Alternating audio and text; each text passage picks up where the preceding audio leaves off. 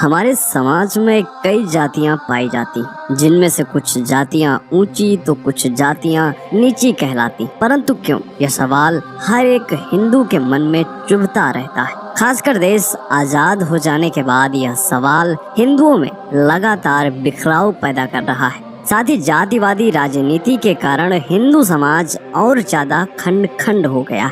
सभी जातियों में चमार जाति का नाम सबसे ज्यादा सुनने में आता है। इसका कारण यह है कि इस जाति को नीच और अछूत की संज्ञा हमारे ही समाज ने दे दी।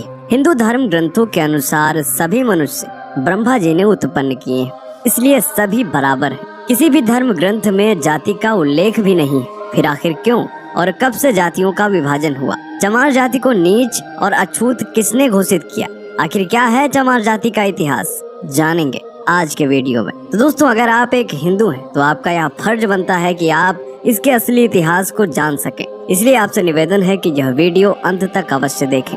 सबसे पहले प्रश्न की अगर बात करें कि कुछ जातियां ऊंची और नीची क्यों कहलाती हैं, तो इसका एक वाक्य में सीधा सा उत्तर है कि प्राचीन काल में जातियां थी ही नहीं। फिर ऊंच और नीच का तो प्रश्न ही नहीं उठता। अब बात करते हैं दूसरे प्रश्न की, आखिर क्यों और कब से जातियों का विभाजन हुआ।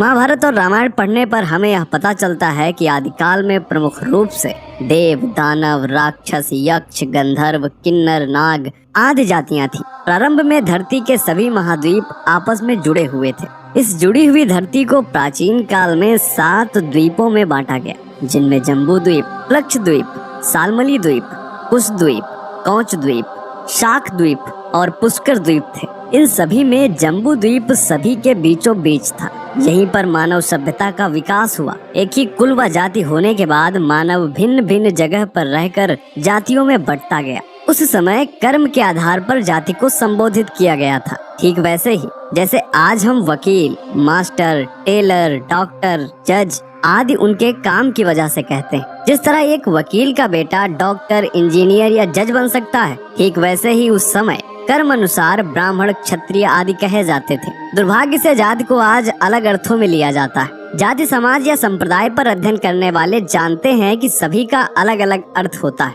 आज हम जिसे जातिवाद कहते हैं वह दुनिया के सभी धर्मों में विद्यमान है। ऊंच और नीच की भावना सभी धर्मों में है। आप लोग स्वयं समझदार हैं। यहाँ पर मैं यह बताना जरूरी नहीं समझता कि गैर हिंदू धर्मों में कौन सा समाज खुद को ऊंचा मानता है। व्यवस्था की आड़ में सनातन धर्म को तोड़ने का कुचक्र बढ़ा है। सैकड़ों वर्ष की गुलामी के काल में जातिवाद इतना नहीं था जितना कि आजादी के बाद इन 70 सालों में देखने को मिला है। शुरुआत में हम सुर असुर में बटे, फिर वैष्णव और शैव में, उसके बाद ब्राह्मण और शूद्र में बदलकर धर्म का सत्यानाश कर लिया। इस दौरान लोगों ने अपने वंश चलाए, वंश समाज में बदल गए। वास्तव में इन सभी का धर्म से कोई लेना देना नहीं। तो मित्रों, अब बात करते हैं तीसरे प्रश्न की कि आखिर चमार जाति को नीच और अछूत किसने घोषित किया।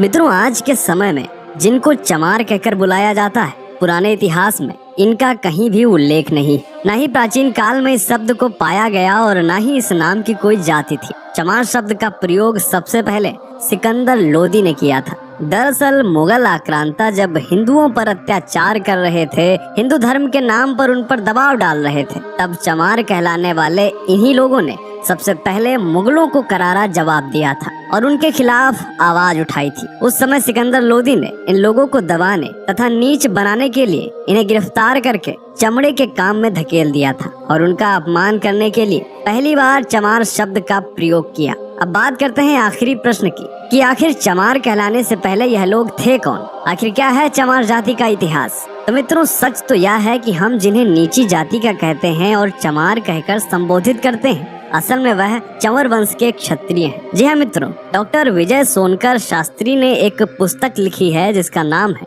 हिंदू चर्मकार जाति। इस पुस्तक में उन्होंने चंवर वंश के विषय में विस्तार से लिखा है। यही नहीं, महाभारत के अनुशासन पर्व में भी इस वंश का उल्लेख मिलता है। भारत पर जब तुर्कों का शासन था, उस समय भी भारत के पश्चिमी भाग पर चंवर वंश का शासन था। उस समय पश्चिमी भारत पर राजा चंवर सेन का शासन था।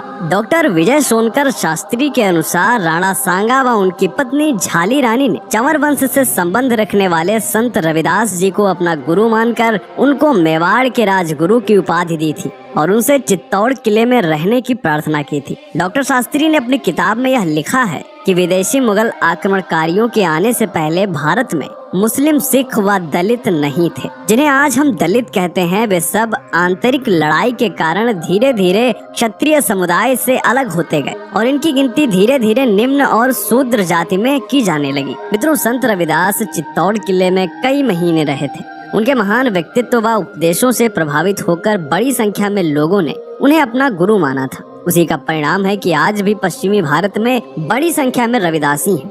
यही नहीं, राजस्थान में आज भी चमार जाति का बर्ताव राजपूतों जैसा ही है। उनकी औरतें लंबा घूंघट रखती हैं, आदमी ज्यादातर बड़ी मूछें और पगड़ी रखते हैं। मित्रों, आज भारत में 23 करोड़ के आसपास मुस्लिम हैं और लगभग 35 करोड़ के आसपास अनुसूचित जातियों के लोग हैं। जरा सोचिए, इन लोगों ने यदि मुगल अत्याचारों के आगे हार मान ली होती और मुसलमान बन गए होते तो आज भारत में मुस्लिम जनसंख्या 50 करोड़ के पार होती। आज समय की मांग है कि हम एक बार फिर से भेदभाव भुलाकर सभी सनातन धर्मियों को एकजुट करें और यदि हम ईद की सेवई खा सकते हैं तो दलित के घर का पानी क्यों नहीं पी सकते। विचार अवश्य करिएगा। यह जानकारी आपको महत्वपूर्ण लगी हो तो अपने दोस्तों के साथ भी शेयर करें। मिलते हैं आपसे अगले वीडियो में, तब तक के लिए जय हिंद, जय भारत, वंदे मातरम।